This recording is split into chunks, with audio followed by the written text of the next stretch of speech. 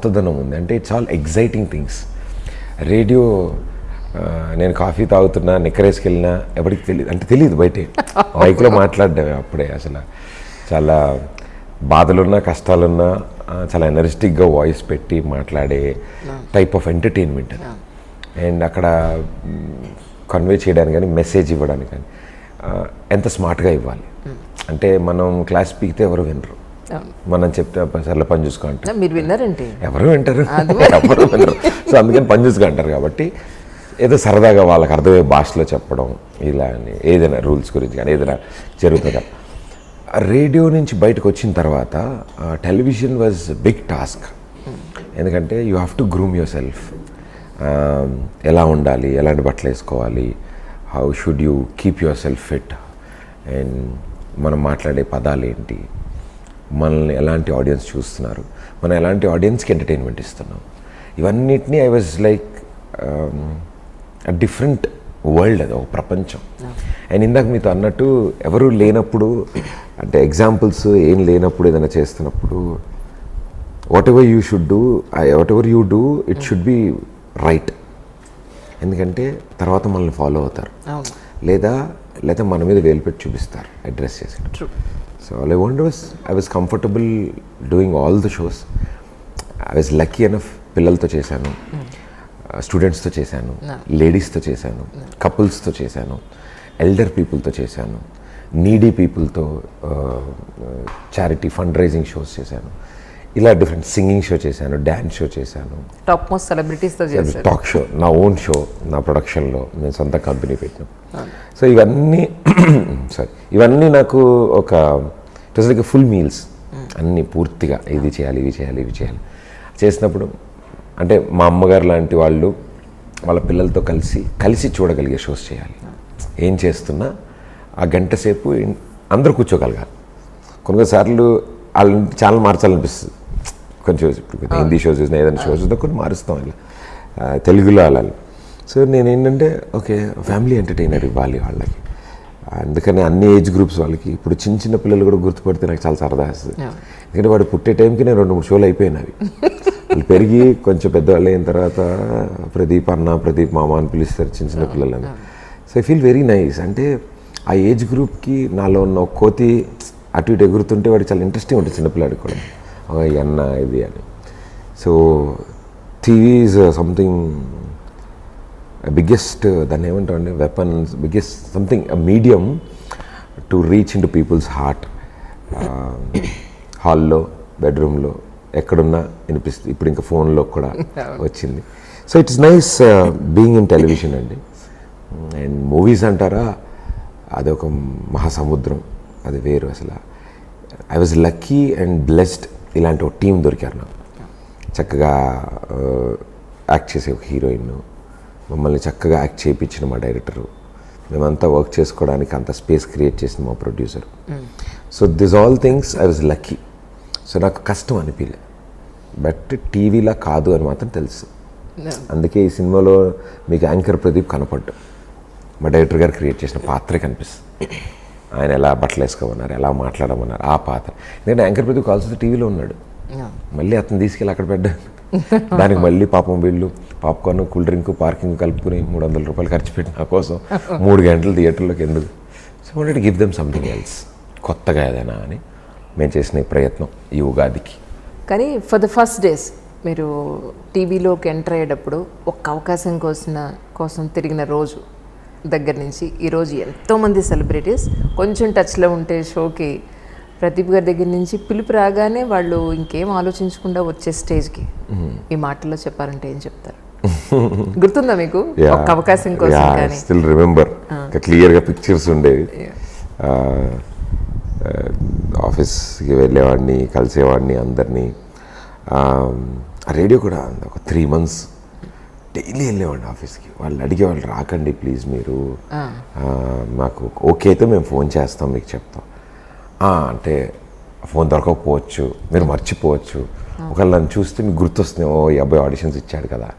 ఎందుకంటే అక్కడ readily requirement ఉండదు, ఏదో కుర్చీ ఖాళీ ఉంది ఒకళ్ళని తీసుకురండి కూర్చోబెట్టండి అని ఉండదు. ఓకే ఆడిషన్స్ చేసాం, ఏదో ఒకటి చేద్దాంలే, హిందీలో, ఇంగ్లీష్లో, తెలుగులో మాట్లాడి. So I was waiting. ఒక్క ఎస్ చెప్తే ఐ వాంట్, లోపల నుంచి ఎంత ఉంది నా దగ్గర, నేను ఎంత మాట్లాడగలను, ఎన్ని విషయాలు నేను నా దగ్గర అని చెప్పాలంటుంది. But nobody has time and firstly belief ఉండదు. ఎందుకంటే చాలామంది వచ్చి వెళ్తూ ఉంటారు, ఆడిషన్స్ ఇస్తారు, ఇది అంటారు. నో నేను ఇట్లా అనుకుంటున్నాను, ఇట్లా చేస్తాను. చూసి టెలివిజన్లో కూడా అంతే. ఒక చిన్న షోతో స్టార్ట్ అయింది, లైవ్ షో చేసాం ఒకటి, లోకల్ ఛానల్ అని, ఓన్లీ సిటీ వరకే వస్తుంది, హైదరాబాద్ వరకు. నేను రేడియోలో వర్క్ చేస్తున్నప్పుడు అనిత ఆప్టే గారు నన్ను తీసుకెళ్ళి ఇందులో వైజయంతి వాళ్ళది లోకల్ ఛానల్ పెట్టారు. అందులోకి తీసుకెళ్ళి స్వప్న గారికి పరిచయం చేసి, ఈ అబ్బాయి రేడియోలో బాగా మాట్లాడుతున్నాడు, తిని ఏదైనా చిన్న షోతో స్టార్ట్ చూద్దాము మన ఛానల్, లోకల్ అని ఒక అరగంట సేపు లైవ్, ఊరిని అందరు ఫోన్లు చేయడం, నేను అందరితో మాట్లాడు. సో అది బాగా దాన్ని గంట సేపు చేశారు, బాగుంది బాగా. వాళ్ళు చిన్న డ్యాన్స్ షో చేశారు వాళ్ళ లోకల్ ఛానల్లో. దాన్ని జీ వాళ్ళు చూసి ఈ అబ్బాయి, నాకు అసలు ఏంది జీరో, నేను అసలు ఏం తెలియదు. కెమెరా అంటే నేను ఎటు తిరిగి మాట్లాడాలి, ఫేసింగ్ కెమెరా, ఫేసింగ్ ఇవన్నీ ఇవన్నీ తెలిసేది కాదు నాకు.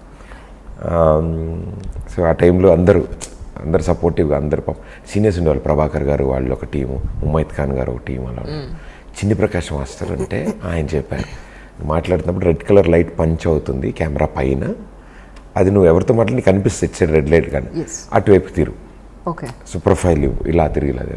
సో అమ్మయ్య టెన్షన్ పడకు అంటే, అప్పటివరకు రేడియోలో నా రూమ్లో నేను మైక్లో మాట్లాడేసుకున్నాను, ఇక్కడ అందరు నన్నే చూస్తున్నారు, కెమెరామెన్ నన్నే చూస్తున్నట్టు ఉంటుంది, కెమెరా నన్నే చూస్తుంది, అండ్ ఎవ్రీబడి ఇలా కింద నుంచి వాళ్ళు చూస్తారు, జడ్జెస్ అందరు నన్నే చూస్తున్నారు, అండ్ నేను మాత్రం కెమెరాలోకి చూసి చెప్తుండాలి ఇలా, హాయ్ హలో వెల్కమ్ అని ఇలా అంటుండాలి, అబ్బాయిలు అందులోకి చూసి.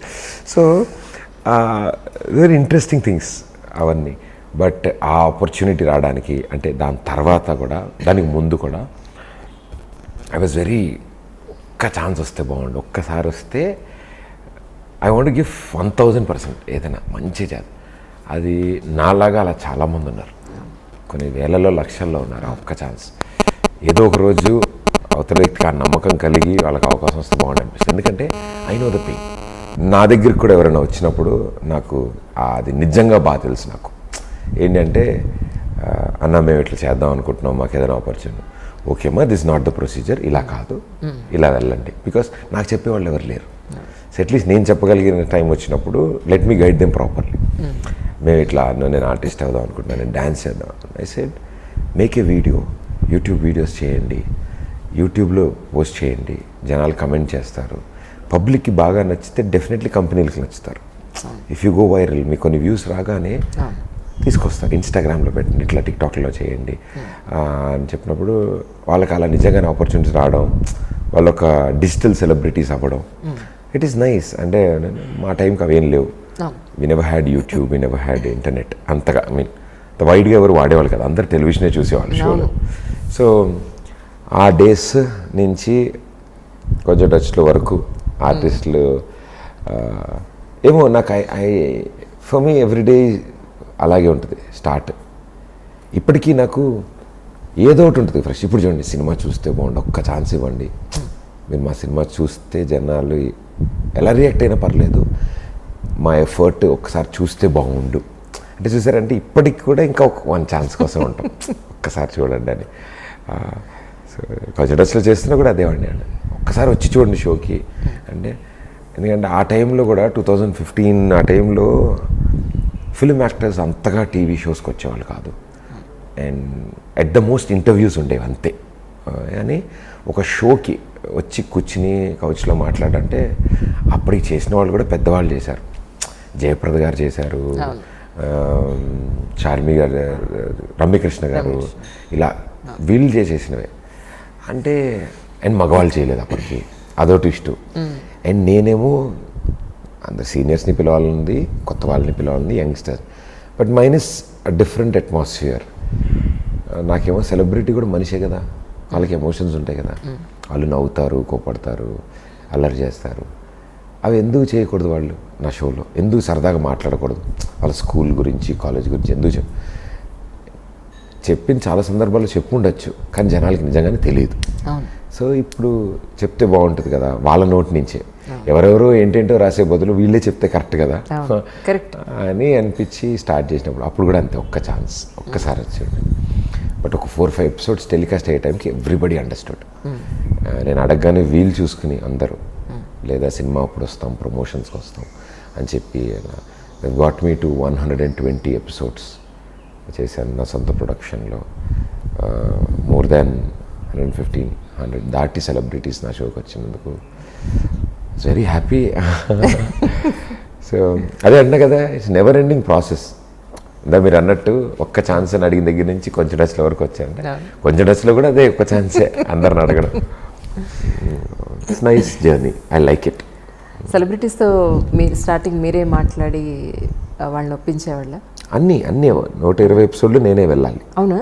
ఎందుకంటే నా పర్సనల్ రిలేషన్ వల్ల వాళ్ళని నేను తీసుకురాగలుగుతాను. ఎగ్జాక్ట్లీ. సో నేను వెళ్ళి వాళ్ళతో కూర్చుని నేను సో అండ్ సో అండి నా షో ఇలా ఉంటుంది అని, అయ్యో మీరు తెలుసు మేము చూస్తూ ఉంటాం, ఇలా నాదొక షో ఉంది మీరు వస్తే బాగుండు. ఎందుకంటే నేను మేనేజర్ ద్వారా వెళ్ళినా వాళ్ళ మేనేజర్ ద్వారా వెళ్ళినా ప్రయారిటీ లిస్ట్లో ఉంటాము, ఉండకపోతాం. ఎగ్జాక్ట్లీ. వాళ్ళ ప్రోటోకాల్స్ ప్రకారం మెయిన్ షూట్స్ అవి ఇవి పెడతారు. నేను రిక్వెస్ట్ చేసినప్పుడు ఏంటంటే నాకు షూట్ ఉందమ్మా అంటే, పోనీ ఈవినింగ్ మీరు ప్యాకప్ అయిపోయాక ఆన్ ది వేలో ఇంటికి వెళ్ళే ముందు చేద్దామా? అవునా, టైర్డ్ అయిపోతాను. ఓకే, టైర్డ్ లేకపోతే నార్మల్ సీన్స్ ఉంటాయి ఈరోజు అని, ఎల్లుండి నాకు నార్మల్ సీన్స్ ఉన్నాయి, అంత హెవీ లేవు.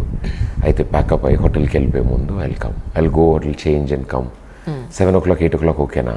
ఓకే అనేవాడు. Because it's my I have to bear.